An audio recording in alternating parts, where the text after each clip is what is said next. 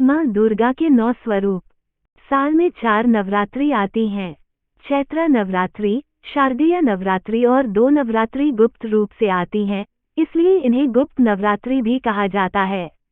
गुप्त नवरात्रियां क्रमशः माघ नवरात्रि व आषाढ़ नवरात्रि के नाम से जानी जाती हैं।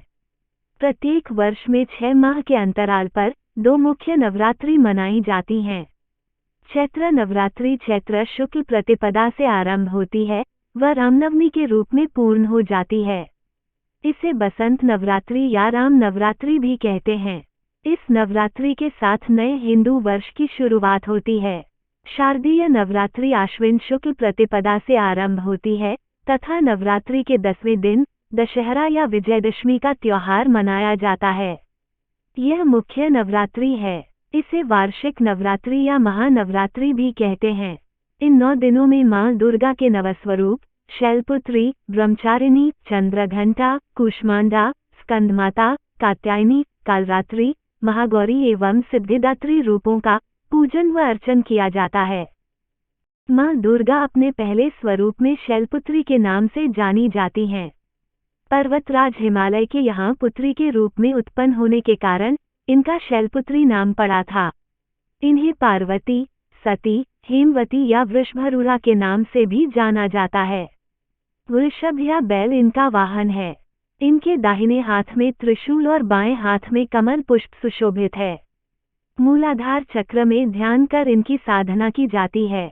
मां शैलपुत्री को देशी घी का भोग लगाना चाहिए। ऐसा करने से आरोग्य का आशीर्वाद प्राप्त होता है। मां दुर्गा की 9 शक्तियों का दूसरा स्वरूप ब्रह्मचारिणी का है।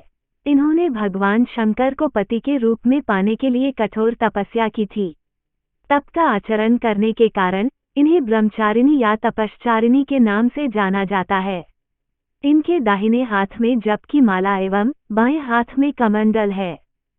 स्वाधिष्ठान चक्र में ध्यान कर इनकी साधना की जाती है। मां ब्रह्मचारिणी को शक्कर का प्रसाद अर्पण करना चाहिए।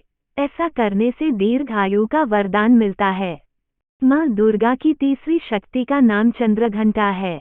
इनके मस्तक में घंटे के आकार का अर्धचंद्र विराजमान है, इसलिए इन्हें चंद्रघंटा देवी कहा जाता है।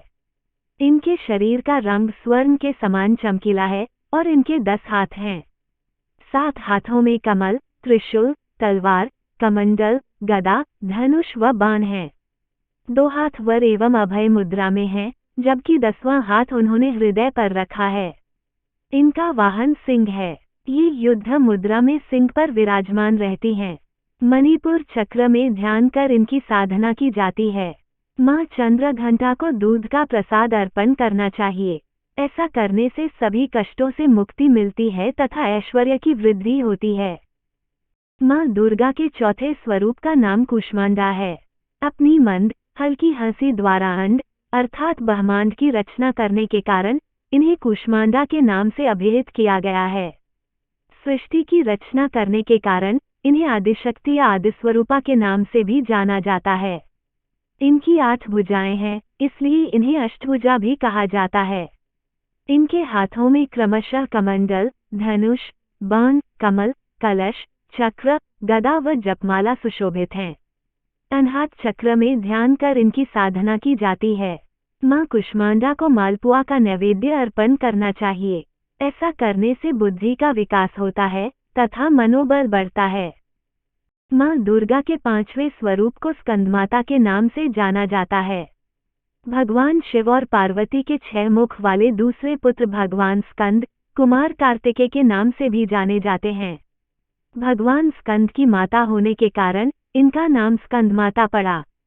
मां के इस स्वरूप की 4 भुजाएं हैं और इन्होंने ऊपर वाली दाईं भुजा से स्कंद को गोद में तथा निचली भुजा के हाथ से कमल को पकड़ रखा है। इनके ऊपर वाली बाईं भुजा के हाथ में कमल है तथा नीचे वाला हाथ वर मुद्रा में है।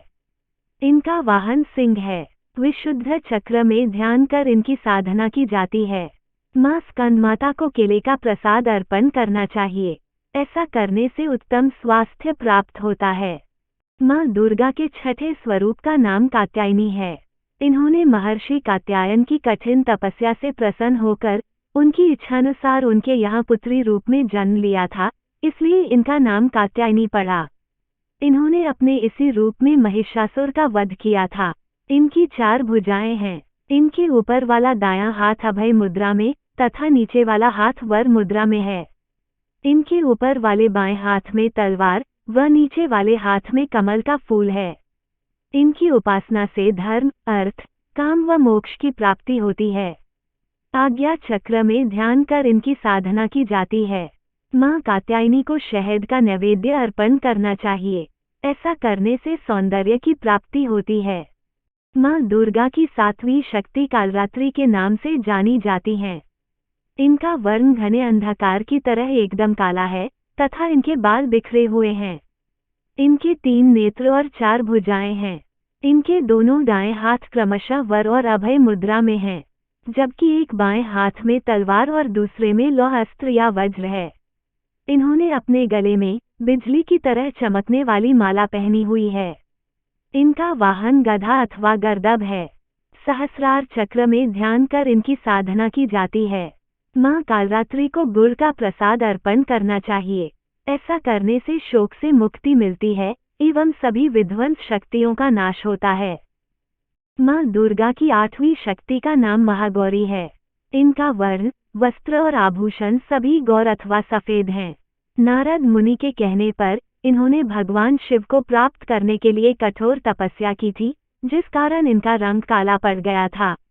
भगवान शिव ने गंगा जल से अभिषेक करके इनका वर्ण फिर गौर कर दिया था, इसलिए ये महागौरी कहलाईं। इन्हें श्वेतांबरधरा भी कहा जाता है। इनके 4 हाथ हैं। 2 हाथ अभय व वर मुद्रा में हैं और बाकी 2 में इन्होंने डमरू व त्रिशूल धारण कर रखा है। इनका वाहन बैल है। मां महागौरी को नारियल का नैवेद्य अर्पण करना चाहिए। ऐसा करने से सभी इच्छाएं पूरी होती हैं और संतान की प्राप्ति होती है। मां दुर्गा की 9वीं शक्ति को सिद्धिदात्री के नाम से जाना जाता है। ये अनेमा, महिमा, लघिमा, गरिमा, प्राप्ति, प्राकाम्य, ईशित्व व वशित्व इन 8 प्रकार की सिद्धियों को देने वाली हैं। ये कमल पर विराजमान हैं। इनका वाहन सिंह है। इनके 4 हाथों में क्रमशः चक्र, गदा, शंख एवं कमल का फूल है। नवदुर्गाओं में मां सिद्धिदात्री अंतिम है।